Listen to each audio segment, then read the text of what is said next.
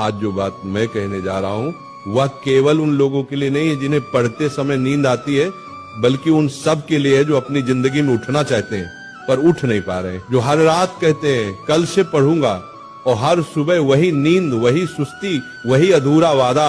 जागना सिर्फ आंखों से नहीं, आत्मा से जरूरी है।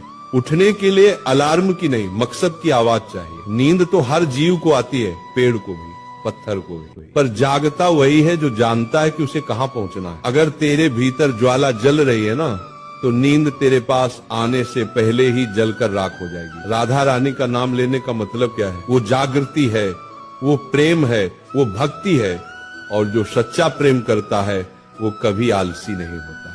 तू कहता है पढ़ते वक्त नींद आती है, क्यों आती है बेटा? क्योंकि तू पढ़ाई से प्रेम नहीं करता, तू सिर्फ डर से पढ़ता है, और जो डर से चलता है वो कभी दौड़ नहीं सकता। एक पल सोच, तुम्हारे पिता क्यों नहीं थकते? क्यों नहीं कहते कि आज आराम कर लेते हैं?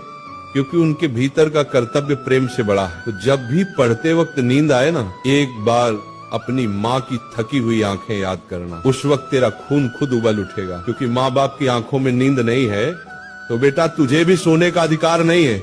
नींद का इलाज दवा से नहीं, भावना से होता है। आंखों पर ठंडा पानी डाल ले, उठ बैठकर पढ़ ले, पर जब तक भीतर प्रेरणा नहीं जगेगी नींद जाएगी नहीं। ये नींद शरीर की नहीं है, ये मन की जड़ता है, आत्मा की थकावट है। इसलिए मैं कहता हूँ जब भी किताब खोले पहले मन खोले, मन से कहे हे प्रभु मुझे वह ज्योति दो जो अर्जुन को दी थी, जिसने गीता सुनी और फिर कभी थका नहीं, कभी सोया नहीं, कभी टूटा नहीं। पढ़ाई कोई काम नहीं, तपस्या है।